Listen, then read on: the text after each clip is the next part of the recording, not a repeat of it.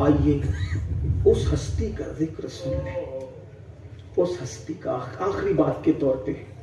یہ جو کہتے ہیں عذاب سے کیا ڈراتے ہمیں، ہم تو یہ جس پر ساری سنیت ناز کرتی ہے وہ مولا مشکل کشا شیر خدا علی مرتضیٰ ایک مرتبہ قبرستان گئے. حضرت سعید ابن مسیب کہتے ہیں کہ میں مولا مشکل کشا کے ساتھ قبرستان گیا تو علی مرتضیٰ نے قبرستان میں قدم رکھا اور سلام کیا تو قبر سے جواب آئی وعلیکم السلام. جو جواب سننا تھا میں نے جواب سنا. علی مرتضیٰ نے کہا اے قبر والو کیا حال ہے تمہارا، کیا حال ہے؟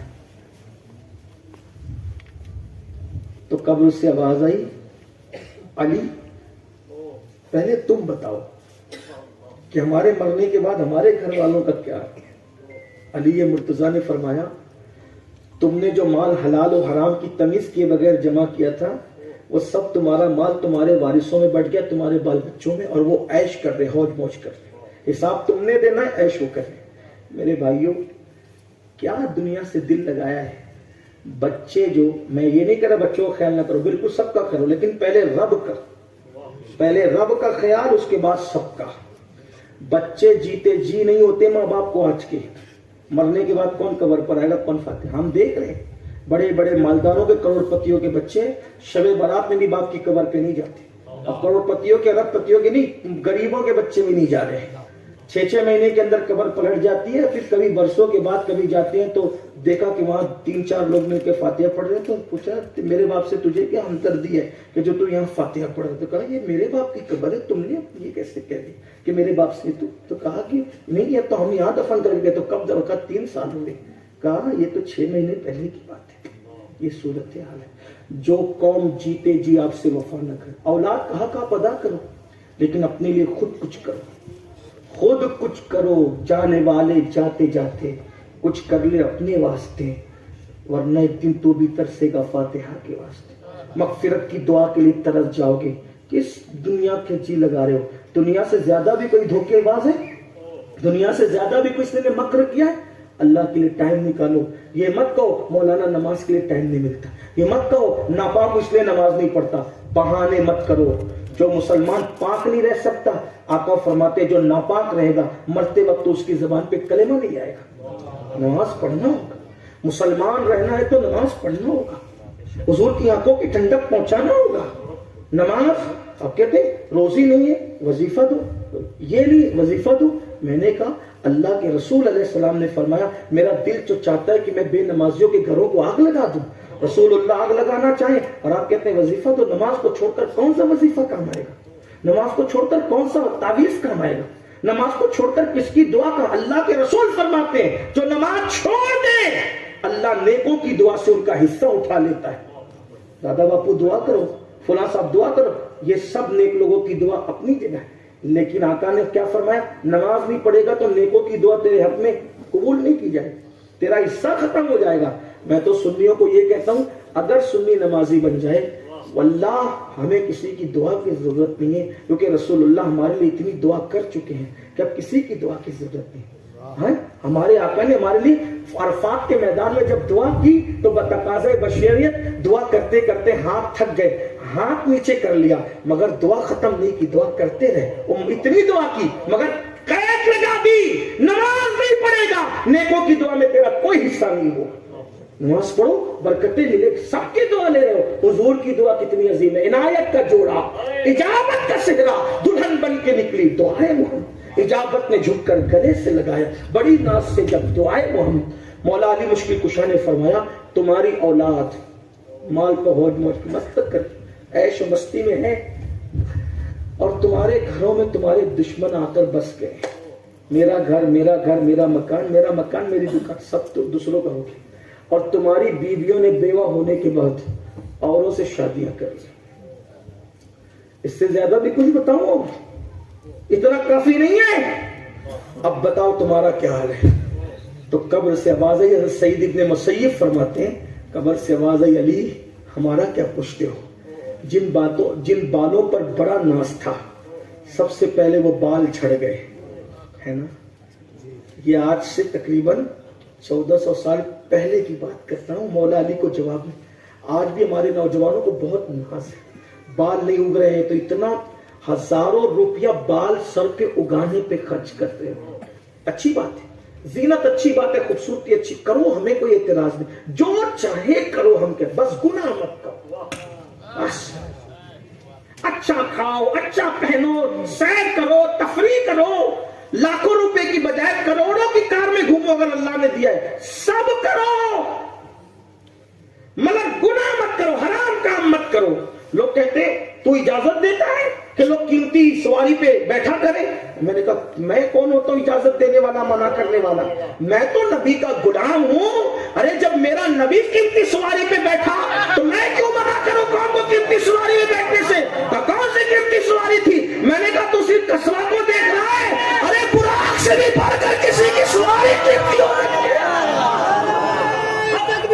امیر القادری تو اجازت دے رہا ہے لوگوں کو سیر و تفریح کے لیے. میں نے کہا میں کیوں سیر سے روک سکتا ہوں؟ جب میرا نبی سیر کے لیے گیا، سبحان الذی اسری بعبدہ لیلا من المسجد الحرام الی المسجد الاقصی، ان کی شان تھی وہ جنت کی سیر کو گئے. ہم جنت کی سیر کو نہیں جا سکتے تو کم سے کم باغوں کی سیر کو جائیں، پھولوں کو دیکھیں، درختوں کو دیکھیں، نہروں کو دیکھیں، خدا کی قدرت کو یاد کریں.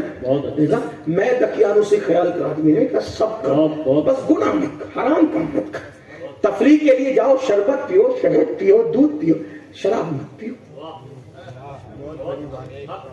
اچھی کاروں میں گھومو، گھمنڈ مت کرو اللہ کو. بلکہ کار میں بیٹھ کے سوچو کسی بھیک مانگنے والے لنگڑے کو دیکھ کر اس کے پیر لے لیے، مجھے کار دیا، شکر کرو. آپ کو بتاؤں ہمارے مذہب میں تو شکر کی بڑی فضیلت ہے. میرے آقا علیہ السلام کے غلاموں صوفیہ فرماتے ہیں کھا کے شکر کرنے والا اور نفل روزہ رکھ کے صبر کرنے والا ثواب میں دونوں برابر برابر ہے. جو ثواب نفل روزہ رکھنے والے کو صبر کی بنیاد پہ ملتا ہے، پیٹ بھر کھا کے شکر کرنے والوں کو اللہ وہی ثواب عطا فرمائے. ہمارے یہاں تو شکر اور صبر دونوں یکساں عبادت ہے. اسی لیے میں اللہ سے یہ دعا کرتا ہوں اللہ میری قوم کو دے، ہمیں شکر والا بنا، آمین، ہمیں شکر والا بنا، جو ننگا رہ کے صبر کرے اور جو پہن کے شکر کرے، ثواب میں دونوں برابر بنے. شکر والے بنو، کار دے کے گھمنڈ نہ کرو میری وجہ سے، اپنی وجہ سے کچھ. اسی میں فرعون مارا گیا. میں کہوں کہ فرعون مارا گیا. دیکھو کسی مفکر نے کتنا اچھی بات بیان کی. دریا پھٹا، توجہ، دریا پھٹا، حضرت موسیٰ پار لگ گئے اسی رستے سے حضرت موسیٰ بھی جا رہے، اسی رستے سے فرعون بھی جا رہے. موسیٰ پار لگے، فرعون غرق ہوا. فرق کیا تھا؟ فرعون کہہ رہا تھا میں چل رہا ہوں، غرق ہو گیا. موسیٰ کہہ رہے تھے تو چلا رہا ہے، میں نکال دو. نعمتیں میری وجہ سے نہیں ہے بلکہ نعمتیں تو تیری وجہ. میں ہوں ہی کیا، میری اوقات ہی کیا. شکر کرو، شکر والے بنو. کیا فائدہ ہوگا؟ لئن شکرتم لازیدنکم، جب تم شکر کرو گے تو اللہ تمہیں نعمتیں اور زیادہ عطا فرمائے. شکر کرتے نہیں، عیش کرتے ہیں، یاشی کرتے ہیں، حرام کام کرتے ہیں. تو عرض کر رہا تھا مولا مشکل کشا نے فرمایا اور تم پہ کیا گزری؟ تو کہا بال جھڑ گئے. علی کتنے دن میں کتنی بار بال پہ گھمنڈ کرتے ہو نا. کبھی سوچا یہ جھڑیں گے اور ان کو جھڑنے سے بچانا ہے قبر میں تو سجدہ کرو، شکر کرو، عبادت کرو، توبہ کرو، استغفار کرو.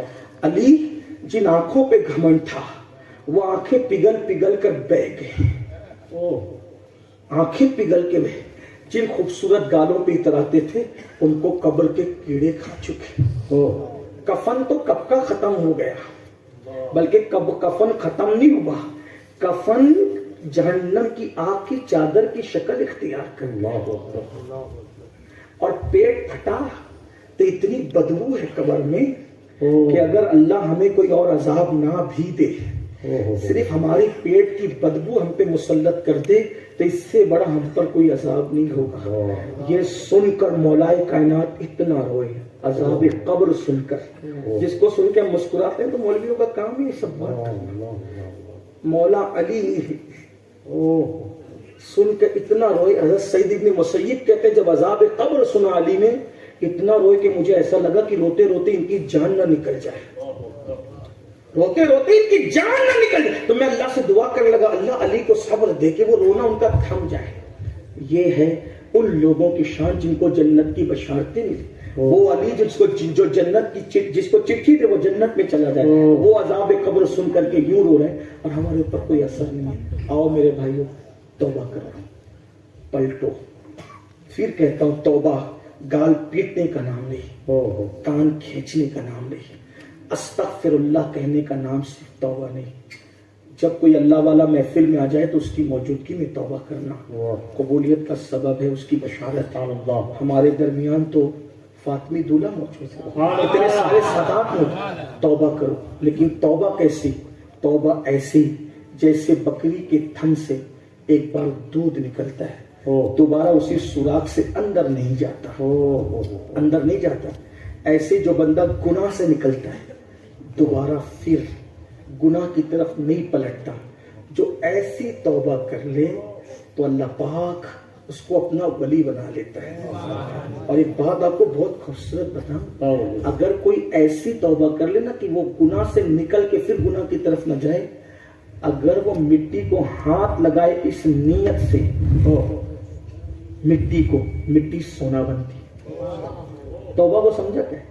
دل سونا بنا رہے، مٹی سونا۔ لوگ کہتے ہیں کہانی قصہ، اس کو میر عبدالواحد بلگرامی نے اپنی کتاب میں لکھا ہے۔ جب حضرت فضیل بن عیاض نے ڈکیتی سے توبہ کی نا تو لوگوں کے گھر گھر جا کے معافی مانگتے تھے، مجھے معاف کر دو، مال لوٹا ہے معاف کر دو، سب تو ختم ہی ہو گیا ہے، معاف کر دو، پیسہ نہیں دے سکتا، مال نہیں دے سکتا، معاف کر دو۔ ایک یہودی نے کہا معاف نہیں کروں گا، کہا بھائی معاف کر دے، کہا شرط ہے میری تو نے سونے کی اینٹیں چھینی تھی، آج مجھے واپس کر، کہا کہ سب لوٹ گئے اسی لیے تو معافی مانگ لو، کہا ایک کام کر مٹی کی بنا کے دے دے، اگر تو مٹی کی بنا کے دے گا میں سمجھ جاؤں گا کہ میری سونے کی اینٹیں مل گئی۔ فضیل بن عیاض نے کہا بڑا سستا سودا ہے مٹی دے کر سونے کا حساب چکانے کا۔ دریا کے کنارے گئے، دجلہ کے، جلدی جلدی مٹی جمع کی، گاڑا بنایا اور اینٹ تیار کی، سکھایا، سکھا کے لائے، تھیلے میں ڈال کے یہ لیجیے آپ کی اینٹیں۔ اس نے کہا رکو، تھیلا کھولا، نکالا تو ساری اینٹیں سونے کی تھی۔ کہا رکو، ہاتھ بڑھاؤ اور کلمہ پڑھاؤ اور اسلام میں داخل کرو۔ فضیل بن عیاض نے یہ سب چکر مجھے سمجھ بھی نہیں آ رہا، کیا ہو رہا ہے یہ سب؟ یہ مٹی کی اینٹیں تو میں نے بنائی تھی اور تم اب سونے کی اینٹیں لینے کی وجہ کہتے ہو ہاتھ بڑھا کے کلمہ پڑھو؟ کوئی میں نے واز نہیں کیا، نصیحت نہیں کی، کوئی تمہیں کچھ بات نہیں کی اور تم کلمہ پڑھو؟ کہا میں نے اپنی مذہبی کتابوں میں پڑھا تھا علماء یہود کی کہ اگر کوئی محمد الرسول اللہ کا غلام سچی توبہ کر لے تو مٹی کو ہاتھ لگائے تو سونا ہو جاتی ہے۔ جب تو آیا تھا معافی مانگنے تو میں سوچ رہا تھا کہ کہیں تو چیٹنگ تو نہیں کر رہا ہے، تو میں نے تجھے چیک کرنے کے لیے اختیار کیا کہ محمد عربی کا غلام اگر سچی توبہ کر لے تو وہ مٹی کو ہاتھ لگائے تو سونا ہو جائے۔ اب کچھ لوگ یہ سوچ کر کے توبہ مت کرنا کہ چلو مٹی کو ہاتھ لگاتے تو توبہ نہیں، توبہ تو یار کے لیے ہوتی۔ جو کام اللہ کے لیے نہیں ہو وہ تجارت ہوتا، عبادت نہیں ہوتا۔ اس لیے اللہ کے بندو توبہ کرو سچے دل سے، اللہ زندگی میں انقلاب پیدا کرے۔ کیسے کیسے بندوں نے توبہ کی اور جب ان کی زندگی بدلی ہے تو قابل رشک ہو گئی۔ کیسے کیسے بندوں نے توبہ کی، زندگی بدلی، ایک انقلاب آیا، انقلاب آیا۔ آپ کو بتاؤں جو میں بات ایک کی طرف کر رہا تھا لیکن بہت خوبصورت ایک بات، اسی پہ